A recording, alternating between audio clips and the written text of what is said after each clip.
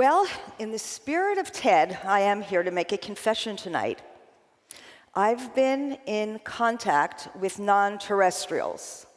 That's right. Since I was a graduate student, I've been communicating with a non-terrestrial species, and I want to tell you about it today. Now, these non-terrestrials are quite different than we are. First of all, they have no arms, and they don't have any legs. They have no sense of smell. They don't even have lips. They're not subject to the forces of gravity like we are. And what's really interesting is they've got really big, complex brains. I want to introduce you to one of these beings right now. This is Delphi. I've been in communication and contact with these non-terrestrials. These are bottlenose dolphins. And since I was a graduate student, I was trying to study the nature of their intelligence. You can't get much more alien than this animal. Bottlenose dolphins have evolved separately from us for about 95 million years. Yet, we humans feel a real connection with the species. Why is that? Why do we feel so connected to them? Now, what's really interesting is that we have historical and mythological accounts of dolphins saving humans.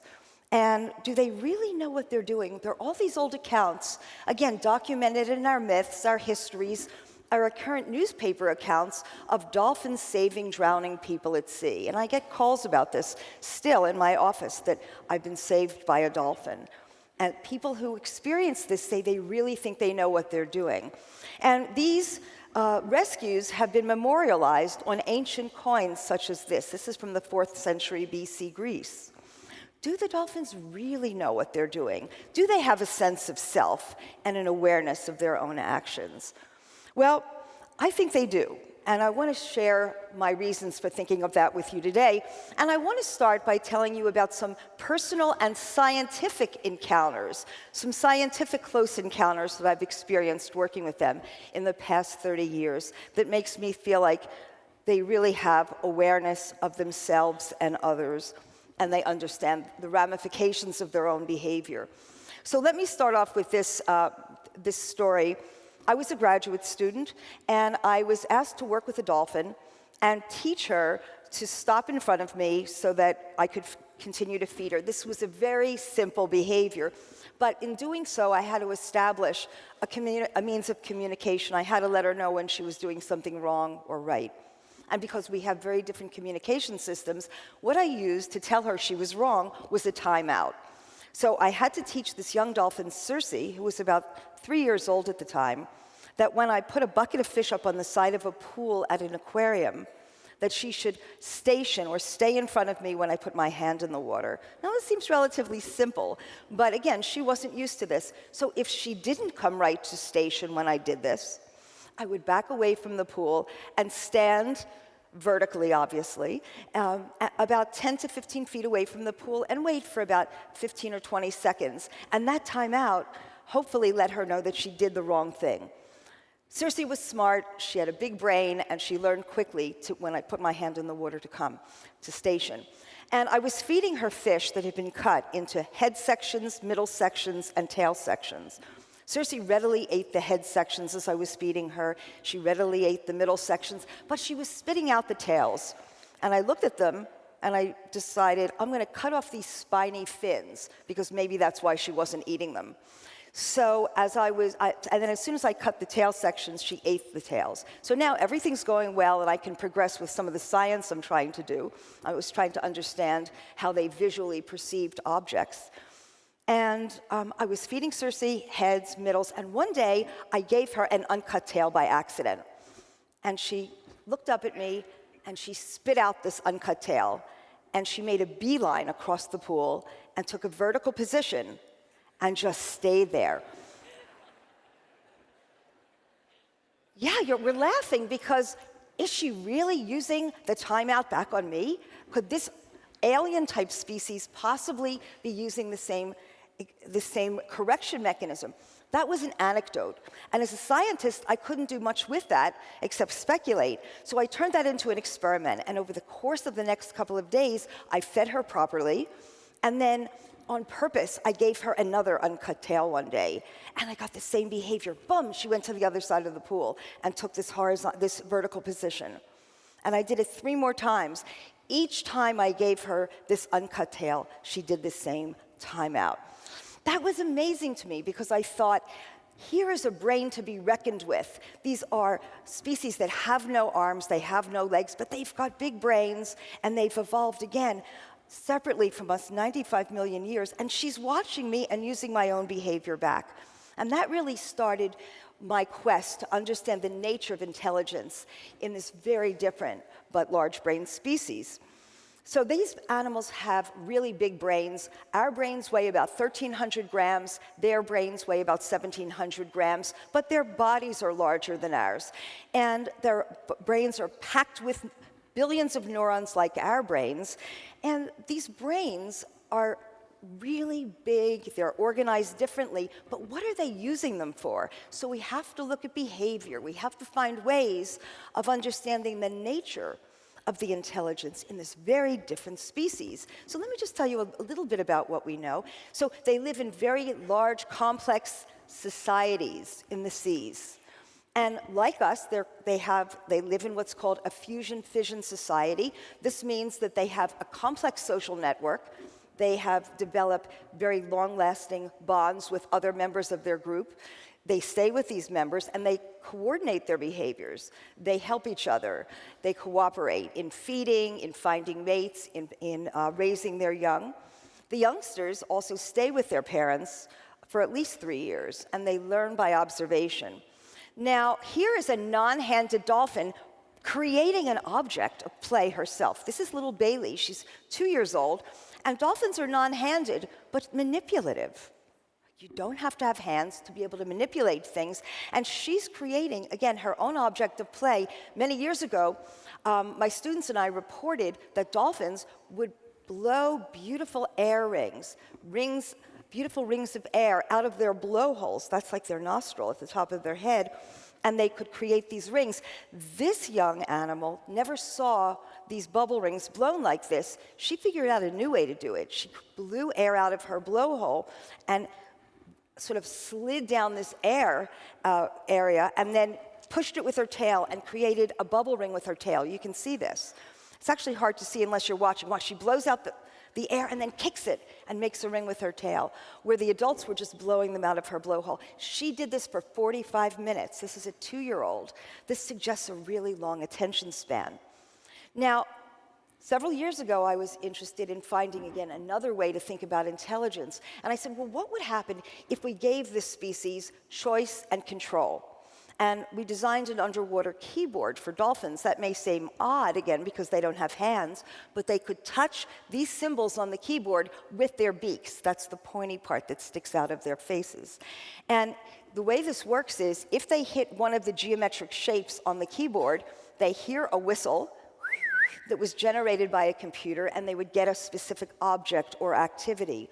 And it was like a giant vending machine, if you think about it, for dolphins. But this gave them an opportunity to ask for different things. And I wanted to understand, what would they do if we gave them choice and control? They did much more than we expected. First, this is Delphi. Again, he hit a key for ring.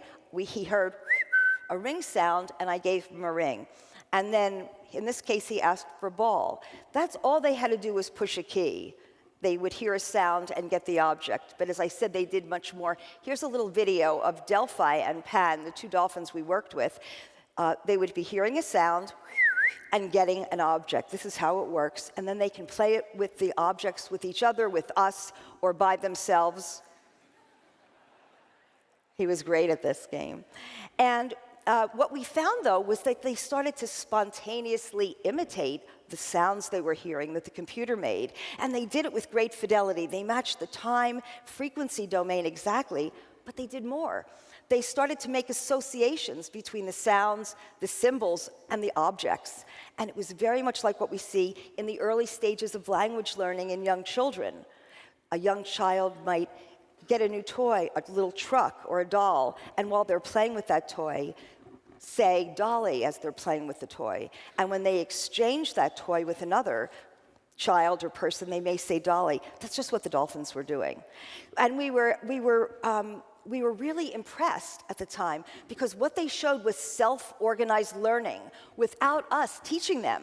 By just giving them an opportunity to interact with this system, they showed self-organized learning much like young children do when they're acquiring language. So right now we're building a new kind of keyboard with an interactive touch screen so that they can interact with something that's projected on the wall of a pool, and I'm hoping to learn even more about their intelligence. Our technology is going to allow us to go much further than this.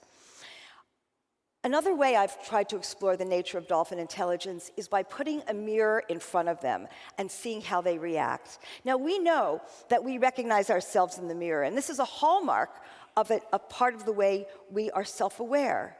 We recognize our faces in a mirror, and we're interested in using a mirror to view ourselves, to see how we look in that new outfit, or just in general, look at parts of our body that we can't see without a mirror. And mirror self-recognition is one index of self-awareness. In order to understand ourselves in a mirror, we have to pay selective attention to that information in a mirror. Once we look in the mirror, we have to interpret that information correctly. So we know that the movement of that person in the mirror is related to what we're doing, and we understand there's a correspondence. And then we need to be motivated to use a mirror as a tool to show any overt behavior that it's us. So if I'm looking at another animal in a mirror, if they know it's themselves, but they're not using the mirror as a tool where we can look at their behavior, we wouldn't know for sure, would we? So in babies, mirror self-recognition emerges between 18 and 24 months of age, and just at this time, there's a burst of new connections being made in the infant brain. This is the same time they're starting to show empathy. Remember, I said that our myths are filled with dolphins showing empathy for humans, and I'll come back to that in a moment. So what about non-human faces in the mirror? What do we know about other animals? Well, mirror self-recognition, until fairly recently, has been a rare ability in the animal world, confined generally to humans, and then it was shown to also be possessed by our closest relatives, the great apes, chimpanzees, the bonobo chimpanzee, the orangutan, and the gorillas. These are our closest relatives. Monkeys don't show evidence for this. This is a really funny slide because is this dog understanding that it's itself? Or does it think it's another dog? How do we look for mirror self-recognition in another species? So the basic technique is you give them a mirror and you watch their reaction, and you see three basic stages of behavior emerge. The first stage in children or chimps is they try to look behind the mirror to see if somebody else is there. They may touch the mirror. Then they show social behavior if they've never seen a mirror before, acting as if they're seeing another of their own species. Then they show a second behavior, and I'll let Groucho show you what this looks like. And it's highly repetitive and unusual behavior, where you're learning the contingencies of your own behavior in front of the mirror. You're learning that one-to-one relationship. Then they show a third stage, which we call self-directed behavior, where you look in your eyes. You know it's yourself now. You look inside your mouth. You look at parts of your body you can't see without a mirror. We did this. We showed a dolphin a mirror. Actually, 2 dolphins at the New York Aquarium in New York, and they showed the same stages that I just described to you. One of the things that's been done to confirm that an animal knows itself or a child is to put a mark on the child's body or the chimp's body or the dolphin's body, and if they come in front of the mirror, and if you're a child or a chimp and you touch the mark, then you show that you understand it's yourself that you're seeing. When you see the mark in the mirror and you touch the mark on yourself, that's confirmation you know it's yourself. Dolphins don't have hands, so what did we do? We marked them once they showed self-directed behavior, and then they raced to the mirror and exposed that portion of their body that was marked right away to the mirror, and that was evidence that they understood themselves, that it was their faces in the mirror. Now here's a video showing the dolphins taking toys to the mirror. They're at the mirror showing what we call close eye viewing. They put their eye right against the mirror. Here's the Groucho stage, where they're showing this really strange, highly repetitive behavior in front of the mirror. And then this dolphin's been marked on its head, and it raced to the mirror. This is Pan, and he's now at the mirror and orienting to the mirror. This is highly unusual behavior. You have to do all sorts of control baseline studies to show they don't do this when there's no mirror.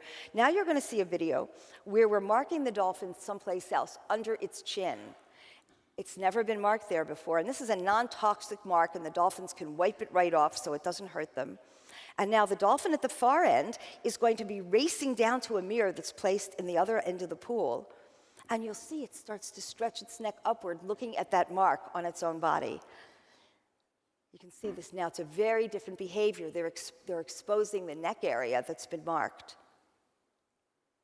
So this was evidence that dolphins are actually capable of showing mirror self-recognition. So here is a dolphin that is self-aware. They also show empathy. This is a dolphin looking through a two-way mirror, and we're looking through this as a window, but they're seeing their image in a mirror. So here's this very self-aware animal, and now I'm looking through a glass, a window, at this large-brained, highly social, highly sentient animal, and I have ultimate respect for them and empathy now. And unfortunately, there are parts of the world where these animals are being slaughtered. They're being slaughtered in places like Japan, in Taiji. This was shown. I mean, if we can't watch this, and I know it's hard to watch this kind of slaughter, if we can't watch it, we shouldn't be doing it, and we need to stop it. There are places where these animals are being cut up for bait, for fish bait. Hard to believe, given what I've told you. These killings have been shown in a film that was an Oscar-winning film a few years ago called The Cove. We need global protection for this highly sentient species, for these individuals, like Cersei, like Delphi, like Pan. And as a scientist, I think it's critical to bring our science into the advocacy arena.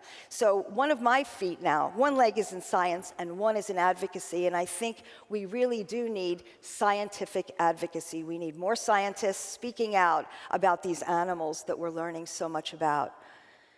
We need to respect them, we need to protect them, and our scientific knowledge really needs to transcend cultural and geographic boundaries. What science in one country, what we know about these animals in one country needs to transcend into all countries. And we do need to get our scientific facts out there. Scientific facts are powerful, okay? Scientific facts can influence policy if we push them, if we get them out there. So what I'm asking all of you to do is work with me, join with me and my colleagues, and let's work together to make a change and get global protection for this amazing species. We need to show them the empathy that they've shown us. Thank you.